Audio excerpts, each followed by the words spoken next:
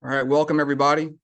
My name is Jacques Boudreau. I'm an engineer in CPRA's operations division out of our Lafayette regional office. I want to welcome everybody today to the third technical webinar presentation here the afternoon now of Wednesday, March 20th. We'll be hearing here shortly from Syed Khalil on sediment management. What I'm going to do is I'm going to go over a couple of logistics and housekeeping items and then give a brief icebreaker just on the overall Coastal Industry Week events that we're holding here at CPRA. So first of all, as you may have noticed, this meeting is going to be recorded, and we're going to make this available via CPRA email distribution afterwards, along with some slides to go out as well. In the event of any questions, I'd like for you to put them into the chat box. The way we're going to handle that today is I'll be monitoring the chat box while Syed is presenting, and we'll do the best we can to field any questions. And I do believe we've got some time towards the end to kind of open it up for more questions. And I am going to go ahead and put in some information into the chat box now. Just a handful of resources for those of you who are interested. First of all, I've got some links. I've got a link I'm going to send that'll take you to CPRA's website for those of you who are interested in more on the Coastal Industry Week events that we're holding. And I'm also going to include my state email address as well as a general email address you can use to send in any questions. You're more than welcome to send those to me at my attention, however you like. And then finally, I'm going to include some more direction for anyone that comes in a little later, just what we want you to do in the event of any questions.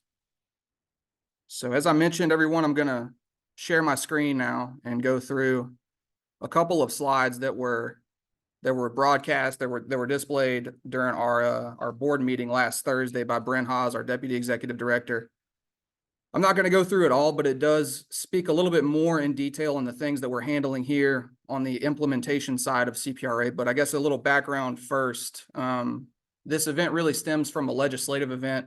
It's called Coastal Day at the Legislature, which this year is held on Monday, March 25th, which is the next coming Monday. And as you can see here, the two items that we have highlighted, just wanted to encourage everyone to consider attending. But namely, we've got a business networking and matchmaking event that's going to start first thing in the morning at 8 a.m. It's going to be at the LSU Center for River Studies, which is right adjacent to the CPRA headquarters office here in Baton Rouge. And later on that day, CPRA engineers, as well as some of our private sector partners, are going to be presenting on a coastal construction project forecast and industry briefing at 3 p.m. That's going to be a combined virtual and in-person meeting. It's going to take place in person at the LaBelle Room at the LaSalle building, which is on 3rd Street, where DE&R is located, as well as a virtual option. I'm going to show some more information about those events. Namely, here on this slide here, there is a QR code that you can scan if you're interested in attending that industry briefing and coastal construction project forecast virtually. The next day we're going to have, which is going to be a really interesting session, it's going to be the partner-led version of CPRA Coastal Industry Week. There you'll hear projects that are going to be let through parish construction contracts, through levy district construction contracts, things along those lines. And it's going to be very educational. Lots of good projects going on. We're just finalizing the agenda for that. And finally, I want to step through the webinar series that we're here to attend today. For those of y'all that were here on Monday, you may have heard this one here by Russ Joffrion discussing the marsh creation design guidelines. Yesterday, around the same time, we heard from Todd Baker presenting on the E&D for the Chandelier Island Restoration Project. Of course, today we're here to hear from Syed Khalil. He's going to discuss sediment management for a sustainable ecosystem. And tomorrow, for those of y'all who are interested, and I encourage everyone to attend, same time, same Zoom link. We've got the QR code there. We're going to be hearing from Stu Brown discussing coastal change using high tide flooding and historic storms. And then finally on Friday, it'll be our 5th of 5 webinars. We're going to hear from Katie Freer, John Weeb, and Eva Windhofer on some avian habitat restoration guidance. So please do plan to attend. And without further ado, I'm going to stop sharing my screen and have Syed take over, and we're going to get into his webinar.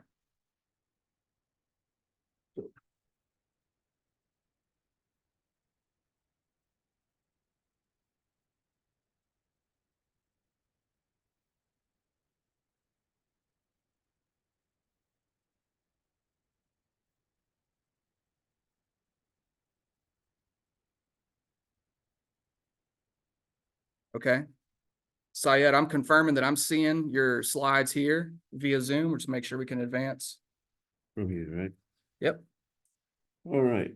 Thank you, Jax, and good afternoon. Welcome and thank you for joining the webinar today. I hope all of you can hear me, right? So here, my friends, as my friend Harry Roberts of LSU tells me all the time that what we are facing here is a geological issue, pure and simple. And for more than 2 decades here, I am with this agency, and my endeavor was to apply my geological knowledge to help solve the crisis we are in. I'm basically a marine coastal geologist. I started as a land exploration geologist and mineral economist, but most of my career before coming to Louisiana, I did seafloor mapping and exploration for offshore exploration with strategic minerals. First, I was doing it myself, and later I guided the team of geoscientists as a chief scientist and director with Indian Geological Survey. I'm fortunate enough, I should say, that I have an opportunity to traverse and map almost all the oceans and seas of the world except Arctic and Antarctica. The purpose, my friend, is not to impress you all by my resume in past, but what I'm trying to tell you that I have my experience, which I applied my past experience to, which helped me enormously to achieve most of which I could do here, and most of them are the first order. And first, sorry, not first of its kind. It was never done, and there's no template for it. And most of my slides are a talk in itself. Well, we can talk about restoration, or ecosystem restoration, marshes, seagrasses, turtles, birds. All these need to be habitat, as we know. And these habitat are abiotic habitat, I must stress here, the terra firma on which these wonderful species can survive. We heard the 2 initial presentations by Russ and by Todd. The common denominator is sediment. And that's all we are going to talk about here today. I can stay here. So no talk in Louisiana can complete without historic land loss. And the historical land loss here I'm showing you is by USGS. Actually, they did from 1932 to 2016, and they calculated more than 1,550 square miles or 5,000 square kilometers loss during that period, the historical land loss. And I show you the 2 images. I'm sorry, one is 2014, 10 years older, but and things are still just for comparison, to just have a visual of what I am trying to show you here. We had developed for 7,000 years. It took 7,000 years to develop a 6,000 square mile of Mississippi Delta plain. And what we lost almost more than 1/3 in less than 100 years. And so now the Mississippi Delta plain is much less in size than it was. So this is about the projected land loss for the next 50 years, not predicted. It is master plan. And there a lot of work has been done for the projected also. I mean, one of these which comes out, the Bloom and Roberts, they did the work on this. So the projected land loss next 50 years as per the master plan depends upon the scenario. The hard scenario that is 2.5 feet about RSL, the relative sea level rise, is about 3,000 square miles if we do nothing.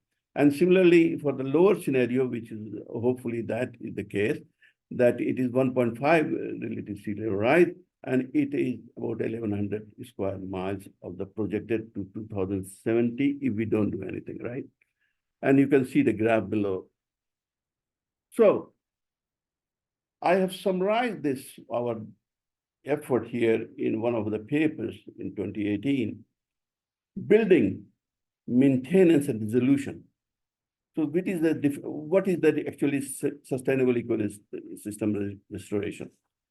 The building and maintenance and dissolution of the coastal landscape is primarily a mass balance between the sediment input and the accommodation space created due to various natural and anthropogenic causes. This is simply, we have disturbed the mass balance. We have disbalanced the whole thing. And that's why we are in the situation where we are in. So what we are doing, we are trying to do the best. So the land loss, this is a simplistic slide, but just want to make my point here. Land loss is sediment loss. So naturally sediment infusion is a sedimentological restoration, which I will show you what I mean by that. But what is the sediment need here? The sediment need is the long-term need is somewhere 5 to 14 billion cubic yard as per Bloom & Roberts and our studies also. But here we are talking about the master plan, which we have to build about 300 square miles of the land with 313 projects till 2070. And that for that, if we have keep that in mind, we are needing some first order estimate about 1 billion cubic yard. Internally, we have calculated for the near-term need of next 5 years, we need 150, 160 million cubic yard. And now, if you see, I have passed out I'm not no more calling sediment, but I'm calling sand and the mixed sediment. And the quality of sand I have written is about 14 million cubic yard and mixed sediment 46 million cubic yard for next 2 years. So you can see that I have used one more terminology and I will explain what I am talking. And if you care to look at the bottom of the slide, there are the references which I have mentioned, and I will give the list later on in this talk. So it is a kind of simplistic cartoon here, but we talk about restoration. And normally the discussion revolves around marsh creation, vegetation, birds, sea turtle, as I said, seagrass and all that. Please don't get me wrong, it is very important. These are all important things. But what we see and what we perceive, what we see, that's why we don't, what is normally lost in discussion is the critical role of the sediment in ecosystem restoration. And here, if you see that, I'm trying to tell you that subsurface geology and it translates itself to geomorphology. Geomorphology, what you see in the front of the features are the reflection of subsurface geology. And then the geomorphology actually dictates the ecology. So give an example, a simple example of Florida versus Louisiana. The Louisiana ecology is different than Florida. Why? Because the subsurface geology is different and naturally the geomorphology is different and naturally different. So this is the relation. And to what we want to do here, is to build the terra firma, the geomorphic feature subsurface geology setting. But what we do is with the sedimentological restoration, we try to restore that subsetting, the geological subsurface setting, so that we have the terra firma on which this economy. So that is I just wanted to give you a very simplistic view of that, just to explain what I meant by sedimentological restoration. So anyway, coming back to what we are doing here in CPRA is that this master plan, our master plan is very clear that we have two decision drivers. One was the land loss reduction, another was storm surge risk reduction, that is protection. So the land loss reduction, $25 billion in the next 50 years. We have, you see the major budget goes in the dredging projects, 19 billion for marsh and land, marsh creation and land bridge formation. And of course, there is sediment diversion also, it also relates to sediment. And programmatic also, you have the Braid Islands and all that. So most of the ESC that budget that goes there. So just to make a point more clear here, and what I mean by mixed sediment and all that, you see on the left side, it is the wetland which we see here. And if you scrap that wetland out of the system, you will see without and the gap hole. I mean, just to make sure that you understand that. And you can understand that this cannot be filled with sand alone. Sand is for beaches and berry islands. Mixed sediment, even talking about, is for ridges, marsh platform and creation. And land loss cannot be mitigated by sand only. So my thing is that equal weightage should be given to mixed sediment. Then what mixed sediment is? Now, if you look at the bottom two left panel, there are two photographs I have pasted there. And these are the standard classification by Folk and by Schaeffer. And what for restoration purposes only, we have drawn the red lines. Anything more than 70% is sand, anything between 70% and 30% mixed sediment, anything less than 30% sand is fines. And this is how in Schaeffer diagram also, just to make clear that we understand that, and that's what we are using. Now, since 2000, and make point more clear, since 2005, we have used 157 million cubic yard of sediment dredged, and we have created about 75 square miles or 75 square miles of the coastal habitat. And this is older data. I think this is last year data. So, and this, the first two picture you see here, a photograph you see are largest marsh creation, the lake-borne marsh creation, which my friend Vida is heading the charge. And the 13 million cubic yard of mixed sediment from Triboria has been dredged to do that, and it is still in completion stage. The Spanish part we just completed used all the 16 million cubic yard and all the sand and mixed sediment. And so is the Kayulan Headland Barrier Island, where normally in Barrier Island we use sand, but then for back Barrier Marsh we use the mixed sediment. So the point I'm making, and with this graph I'll make it more clear, is that, and this is in one of our papers, that the volume of sediment dredge for restoration project in 2007 to 2010, blue is the sand, which was almost 40% and 60% of the mixed sediment, but then it increased in 2011 and 2014 up to 2018. You can say that the sand, we use more sand because we were building all the barrier islands. And then if you see, care to see the trajectory of that has changed in 2019, and where we are all using most of the sand, the projected forecast, projected use of the dredge will be more for the 2023 and 2026.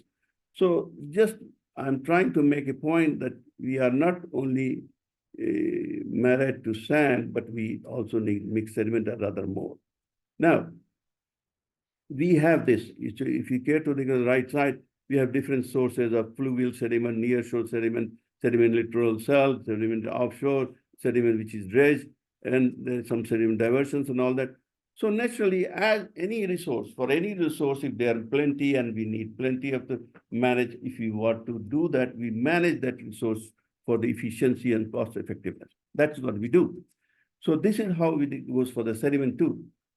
The sediment needs sediment management. And sediment management is a very broad, all-encompassing, all-inclusive term. Most of the people you will see that they will use for even exploration for sediment is a sediment management. For inlet sediment management is an inlet is a sediment management. But here we are talking about the restoration of the entire coastal Louisiana, which, so our sediment help delineate and conserve and preserve all the sediment deposits.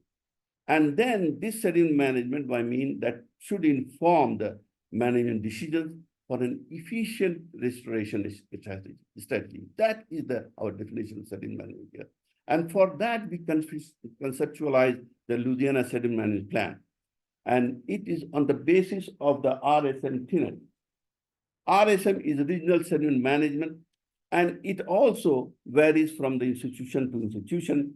You go to Army Corps of Engineers, there are different definitions, but here for our sake, we have adopted the core principles of treating sediment as commodity to be managed regionally and holistically for efficient, cost-effective, and sustainable ecosystem restoration. That is our mission, and that's why we do that. That is our definition. And so we have the holistic system-based approach for this management, as well as we were surprised that we can use this sediment management, which I'll show you in a minute, is for conflict resolution for multiple users of seabed and sediment. As you see, well, now our seabed is being used for multiple, previously it was just oil and gas, now it is wind energy, now it is oysters and all these things coming. And they obstruct most of the time the resources to access to the resources. So this is, we have to live with that, and we have to manage that. So I will show you how we do that. And this template of which I'm going to show you here, this is our plan, is unique to Louisiana. There was no previous template to build upon it. This was uniquely developed, but it can be unique to other places as well.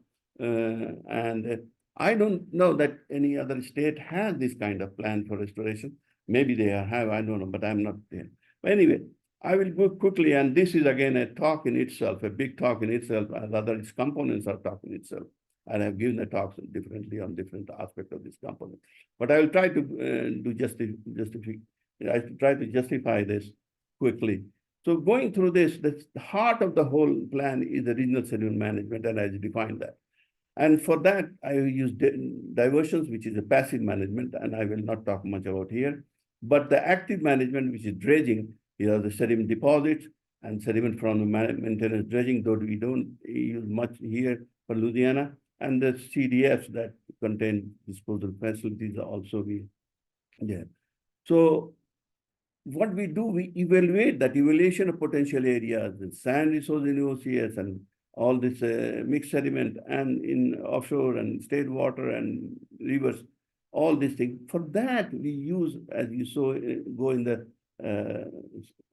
I don't know whether you can see my cursor here. So you see the sediment data management tool. So what for that we have initially we developed a protocol for exploration, guidelines for sediment searches. LSARD, we use the database, SSD map, the superficial sediment distribution map. Then we have the LSAP that we'll talk about this program also. We talk about operational sediment budget. We talk about the finally what we have taken to a certain level of exploration is predictive geological model. So this is all we talk about, we'll talk about. Then the other thing is the boundary consideration. We'll talk about BAM 1 and 2, and then adaptive management here. We talk about that, under which this program monitoring and how we use the data from this program monitoring for sediment management.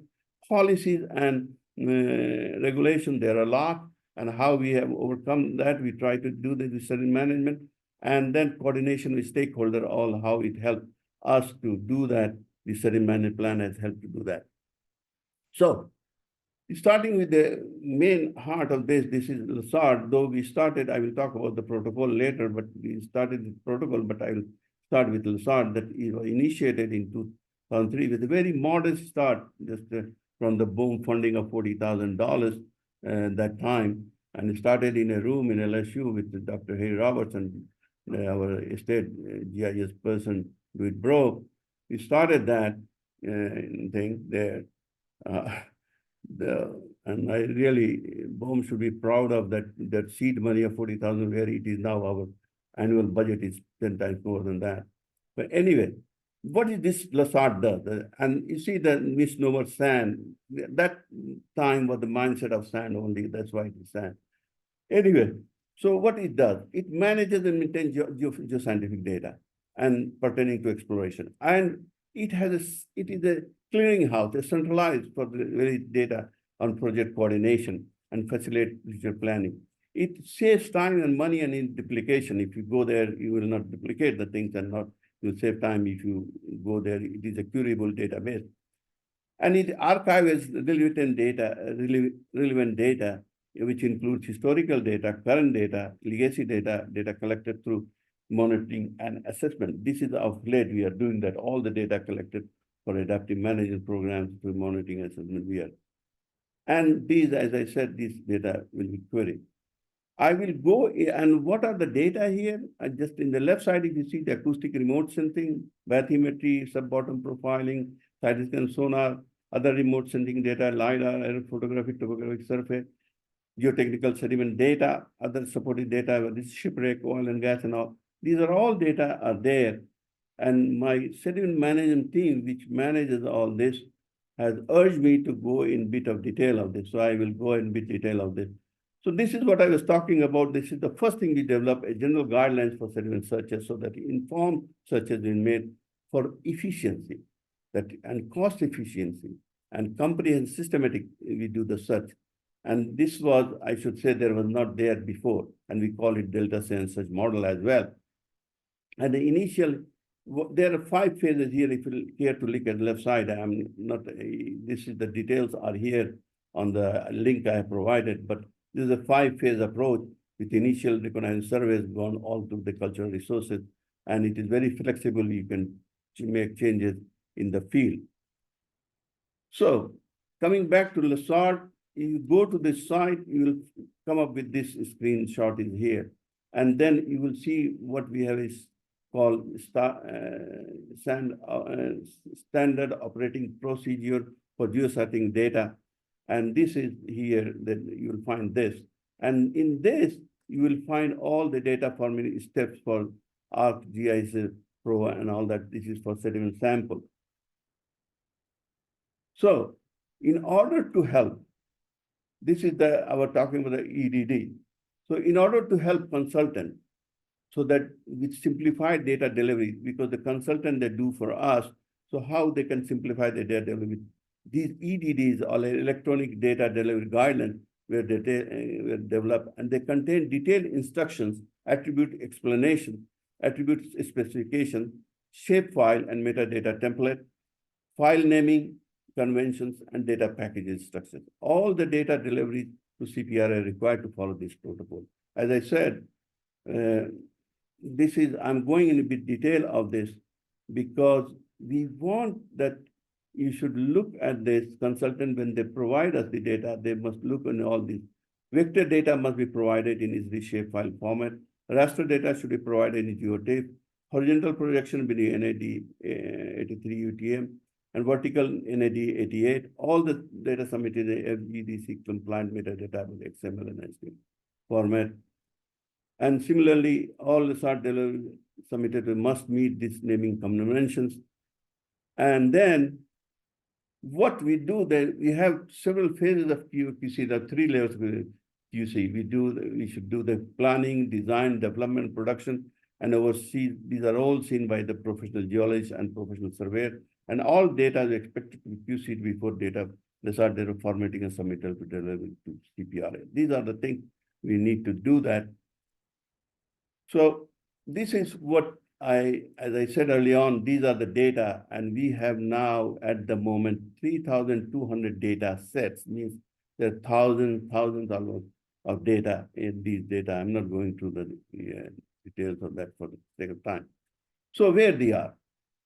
If you go to the SIMS, you'll find this kind of and this is developed by my friend Rocky, and for the ease of you, that you go to this SIMS and the map viewer, and then from there you go to the main spatial viewer, and then you go to the Lessard from there. And in order to maintain and keep Lessard update and need to upload the data, you collect a proper format. That is our request to you, that you please go through these ED we develop for you, and that's why you should look at it and properly format you submit to us. And if you have problem, please reach out to the sediment management team. I'm the point of contact, but you can reach out to anyone and formatting for clarifying of formatting issue. So my humble request to you, help us to help you, especially the consultant who do this. Now, that was a bit detail on the urge of my friends, Rocky and others, that they wanted me to go in detail, so that this is, anyway. So those Lessard data in the Lessard, from there we develop this is a superficial sediment distribution map. This is a planning tool, and we develop from the sediment. It shows, in green, you show the sand and different types of sand, depending on the confidence in data we have.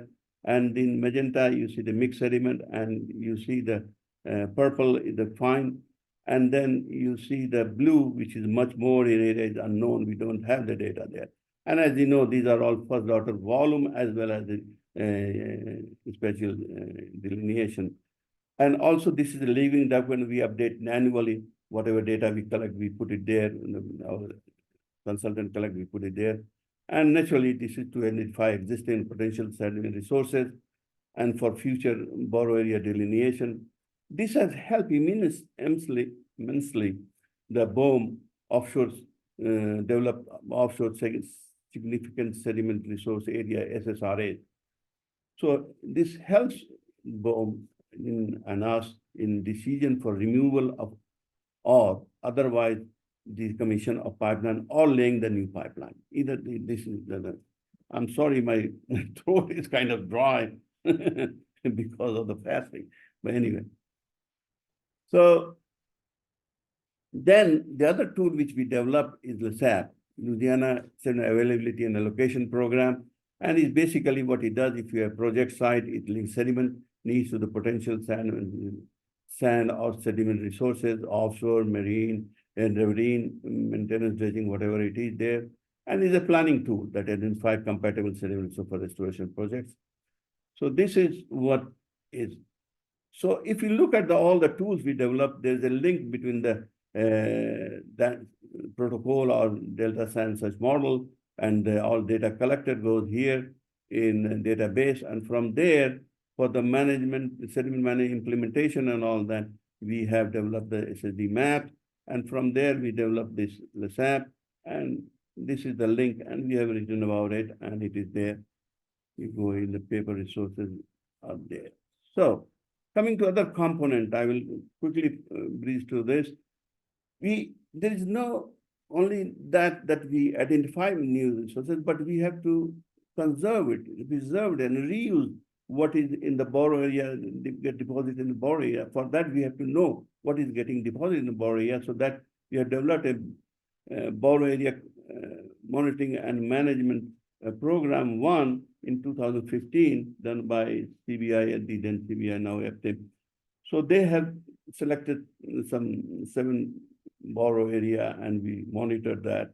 And on the basis of that, we had the recommendation that how we proceed further, what was how the borrow area developed over a period of time.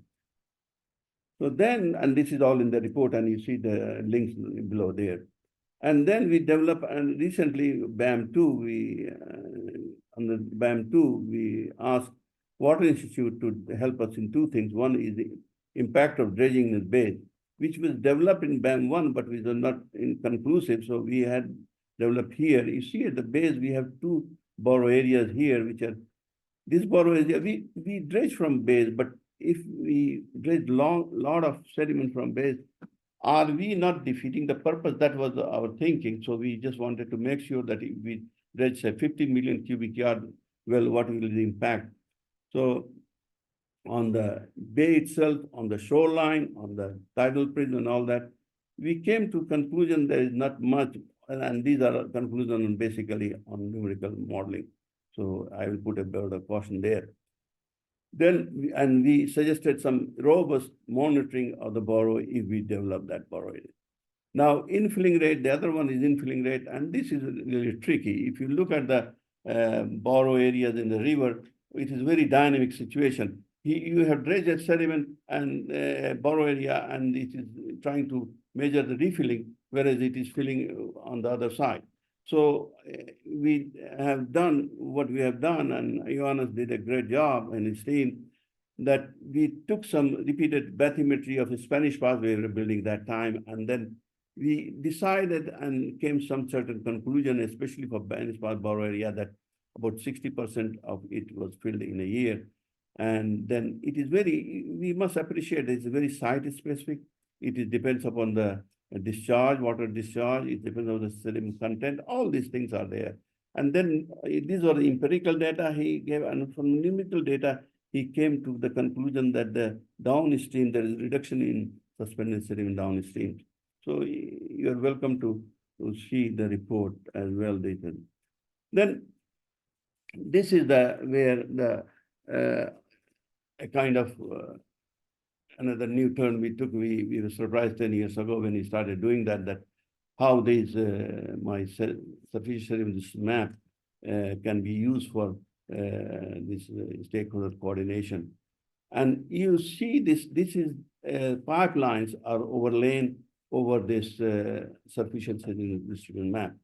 Now what happened, I will show you in the next slide, that if a pipeline is there, for the safety buffer of 2,000 feet is there, and naturally it obstruct the sediment resources. So these are, if you see that, and there are, as I said, the policies are there are numerous policies federal standard in river, and there are this safety buffer is one of them, which is really affecting us. And we are trying to work through with BOEM and the oil and gas industry on this issue. So just to make the point here, if you look at this, this is the cartoon I made, which shows the 1 mile long pipeline with 2,000 feet buffer. What it does, it obstructs about 4 million cubic yards of sediment if the sediment is 10 feet thick. And this is the overall scenario of the pipeline obstructing the reduction in the amount of sediment. And this graph shows you that mixed sediment, when available and accessible, similarly sand available and accessible. So these are the things we keep in mind, and we are working through the stakeholder, and we have a procedure which runs through BOEM, BESI,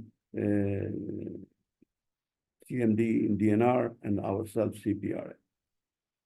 Now, quickly go through the adaptive management. You know, whatever the strategy we are adopting is first of its kind, so naturally it needs adaptive management. And the adaptive management can only be informed by the regional monitoring program, regional monitoring. What we use here is that we use the SWAM data, our system-wide assessment and monitoring program data, and certain data like physical trend data, like subsidence, like your wave and current data, and beacon data, and the bathymetric data. We all use, I will show you in a minute, for our sediment management purposes. And this is what it is I'm talking about, that we leverage this LiDAR coverage, the whole area survey has been there. Then we have the geophysical track line of 6,500 line miles all over the place that we use that. Then we have all the big bathymetry here offshore. We did that topography elevation model, and we developed the surface. And with this surface, what we did at the surface of that there like that, which we have a Mark Byrne, I must say, of applied personal did a wonderful job. In 1932-36, he developed a bathymetric surface. Then he developed a 1985-86 bathymetric surface. And this, what you look at the change surface between the two. And you see the cool colors are sediment accreting during that time, and the hot colors are sediment eroding them. So these are the from Sandy Point to Raccoon Point, these are the burial part of this burial I'm talking about. And this is how we have the accounting of the sediment in this area and sediment type that we are doing. And this is done, as I said. And this is very helpful in our, and this is shows the lateral movement of the sediment. What about this vertical movement? So we were doing, I know most of you might have seen that we have an experiment set up way back into 2012 and all that, that we were trying to measure the deflection of subsurface by the uploading of the sediment on the restoration in Caminada. And this deflection will say as what is happening. During that experiment, I'm not going into detail of that experiment, that is there already, report and paper are there. We came to understand that we can use the benchmarks which we established for those experiments can be used for measuring the annual subsidence rates. And that is what we used. And we have lucky to have the CRIMS data, all the subsidence, not CRIMS data, but CRIMS benchmarks we have there. And we took all the data, we sat on those data, in those benchmarks, and developed the annual subsidence rate. And if you care to see, this is all, if you go towards north, as you know, the package of Holocene package are thinning up north, and it goes south, this is thick, and recent here, the high values here, but as you go north, the values of subsidence reduces.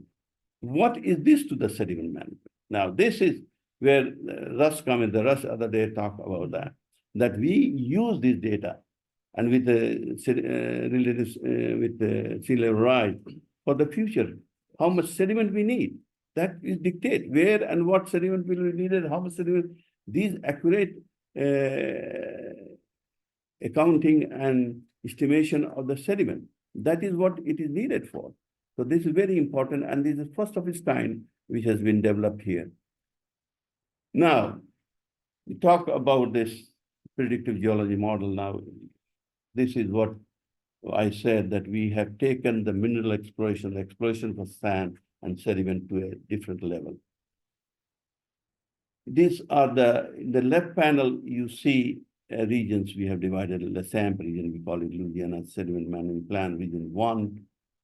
2 is the Chenier Plain, 1 is the Deltaic Plain, and 5, 6, and 4, and 3, they are there because of the priorities we have.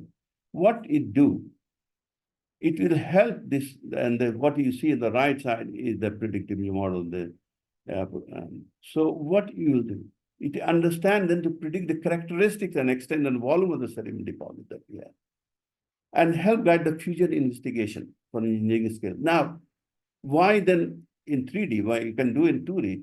Because we geologists, we are trained to be visualize anything in 3D. Because if we don't do, we are done.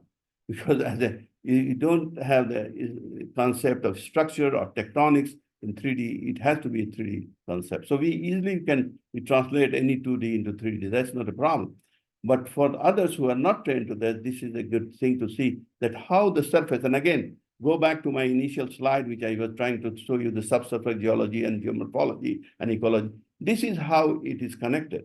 So you see what is still below and you see above, and that is there. So and then this helped develop the comprehensive sediment resource inventory and leverage. And we did it, as I said, we did it by leveraging all the data we have in the SART, other places, as well as all the data we collected for regional monitoring. And this is what we did. We have more than 2,009 miles of existing geophysical data, SWAM, geophysical survey, and USGS and others.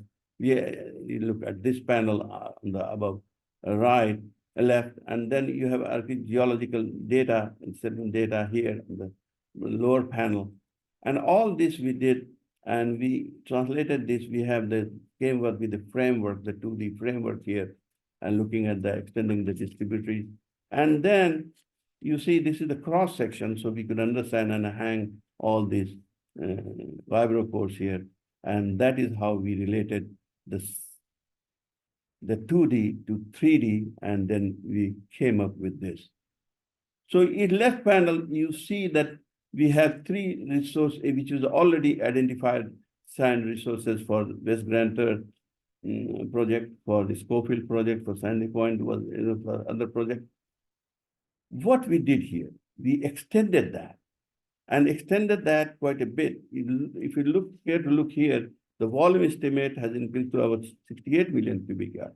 Schofield is in 50 million cubic yard, and Sandy Point is 186 million. So this is how you see, and you see in 2D here.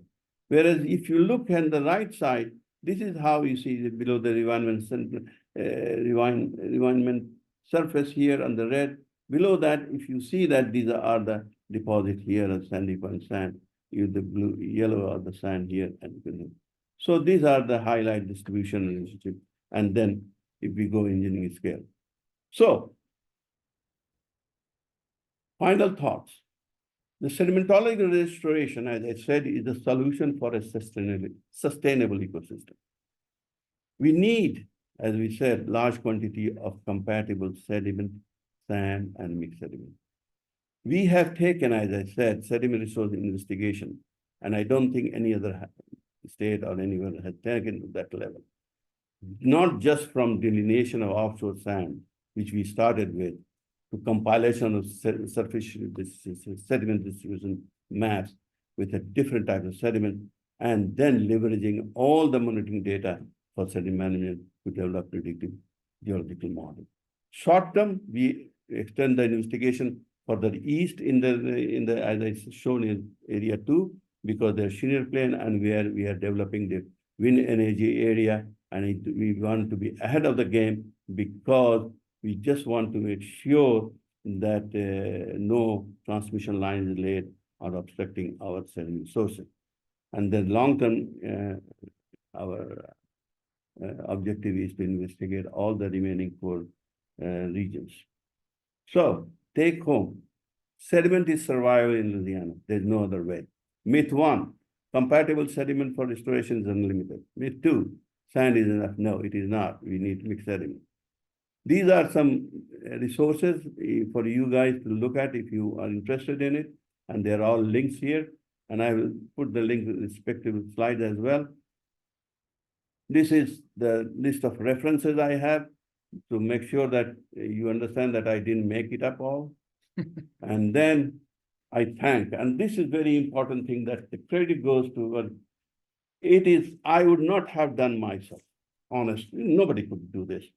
So initially, all my ideas, all my concerns which I had thorough discussion with my Professor Charles Finkel of FAU, where I graduated. A And Dr. participant Harry has of left LSU. the conference. And then again, I must thank my sediment management team, and I call out Rocky Weyer, Matthew Vincent, Blair Hutchinson, Beth Forrest, all these really, they were helpful in this thing. Then my CPRA colleagues, especially the one sitting next to me, Jock, who will help me, Greg, Brian, Darren, and I will do not justice if I don't mention my two friends who retired, Rick Rainey and Ed Hill. I have immensely benefited from my discussion with them for the last 1.5 decades, more than 1.5 decades with them. I wish them all well. My friends, my collaborators at BOEM, Carlos, Brian, Jessica, Jennifer Steele, my friends at Aptim, Jeff Andrews, Bosado, Beth Forrest, my friend at Applied Coastal, Mark Byrne, and last but not least, my friend at Water Institute, Mike Miners, Sue P., John Stewart, John Schwartz, Rob Hollis, Diane Paul. And if I forget anyone, forgive me. I just don't want to take more time of it as I've already taken. Thank you very much for patiently listening to me. My not English, but English. Thank you. Syed, great job. We can take any questions now, open it up. What I'm going to do, everyone, I'm going to put Syed's email address into the chat box. Feel free to direct any to Syed or to me, as you'll see in the chat box as well. Yeah, Syed, you said it during a couple of times of your presentation, mainly at the beginning, that it was almost like each of those slides could have been presentations in and of themselves. And I know I took notes all throughout. You mentioned Russ's webinar session as well. I did see a lot of overlap, especially the part where you went through the sedimentological restoration component. And in Russ's presentation, he got it a little piece of that where he said, the goal of what we're trying to do in marsh creation is we're trying to jumpstart the ecological processes. We're just trying to catalyze Mother Nature's natural processes with the introduction of sediment into areas in need of restoration. That stuck out at me big time as just parallels between the two. That's what we are doing. I see Elizabeth acknowledging, thanks, Jacques and Syed. Yeah, no, I couldn't agree more there. I mean, it's ecological restoration. It's See, when I came here a long time ago, I mean, that is 2 decades, more than 2 decades ago, and we were discussing about that marshes the myth was marshes can be built only by fine sediment. But then we found out, and Russ was one of those, when we found out that for the betterment and for the ease of the prediction of the elevation of the future elevation of the marsh platform and construction, more granular sediment is needed. We have done, actually, in fact, we have done an experiment new cut. We put all the sand there in between the new cut when which was developed later on 2006 or something like that. And the marshes came up there too. So there where you can do that. So anyway. No, thanks for that, Syed. I mean, I took notes all throughout. There were several parts that I don't know. I feel like I learned something, and I wanted to just notate something for the general audience. Syed said it a couple times. This is one of its kind scientific output, research, analysis. I mean, I just want to highlight the importance of that. We've used through the Lessard standard operating procedures. we've used data that we would otherwise have been collecting to go administer the construction phase of a project, for instance, or a post-construction monitoring effort, or engineering and design data collection that would occur before, in tandem with other data that was collected as part of planning level studies. And we've taken it through this work here that you just went through, and we've packaged it all up into one comprehensive place to yield some very critical output that'll help us with further implementation. Just, I know we've got a lot of studies that we do here at CPRA, but I just want to stress that we also depend a lot on actual implementation data as well, design, construction, post-construction data. I see a response here from Mart. I appreciate that, Mart. And just to read here, Rocky's comment, doesn't sound like a question per se. I'm just going to read it. I'd like to just reiterate how important it is to follow our LASARD standard operating procedures for data deliverables. Yeah, that's right, Rocky. Receiving correctly formatted data is critical for streamlining our data management efforts for data storage, data packaging, and data dissemination through SIMS, which is the Coastal Information Management System. Reach out with any questions. Yeah, totally. I can facilitate any questions for the sediment management team via Rocky, Syed, and yeah, Rocky, just to give you a little snapshot into my world. I've been seeing the LASARD SOP get referenced now in our construction specifications and what we call Technical Specification Series 200, our survey spec. We now have our construction contractor survey all of our construction survey data, which is quite a bit of survey data that'll show you essentially snapshots through the time lapse of a construction phase, all the process surveys of a borrow area, for instance, your pre-construction survey before you go build a containment dike, for instance. All of that, from what I understand, is heading in a direction where we're getting that LASARD formatted. Yeah, we'll leave it open for some more questions, and I'm gonna go ahead and share my screen. I'm gonna go back to the slides that Bren had given back at our board meeting and just give everyone an idea of what you can expect from here on out. I mentioned these at the beginning. So we're here right now. We've just completed Syed's webinar. Tomorrow at the same time, using the same link, and there's the QR code. Definitely come join us to listen to Stu Brown. The title of his presentation is Illustrating Coastal Change using High Tide, Flooding, and Historic Storms. And for those of y'all who aren't aware, Stu is in the strategic planning section of our planning and research division, and he oversees the coastal master plan. And then finally on Friday, same time, same link, same QR code there. Join us too for an avian habitat restoration centric presentation given by Katie Freer, one of our very own here in planning and research, as well as John Weeb from the Department of Wildlife and Fisheries and Eva Windhofer from the Water Institute. I'll look here for more chat questions if we have any. I don't think I saw any come through. I'm seeing Mart, I'm seeing Rocky.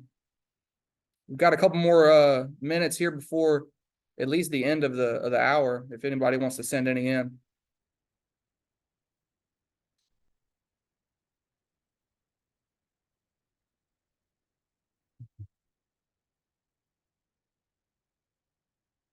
Well, y'all, I guess hearing none, I'll look out for any follow-up emails. We want to say thanks, and please do join us tomorrow and Friday, as well as next week for the has left the Coastal Day conference. events. Okay, I see one here from Katie. Katie Percy, do you mind sharing the resources slide? Yes, Katie, the recording that is currently occurring right now, as well as a PDF version of what we just went through in Syed slides, as well as all the rest of the webinars are going to be made available. So you can definitely get that resources slide. Appreciate the question. Let's see, one more here. Okay, Katie said thanks. Good deal. Well, everyone, we're going to go ahead and shut it down, but I'll look for any follow-ups, and we appreciate it. We'll talk to y'all again tomorrow and Friday, hopefully. Take care.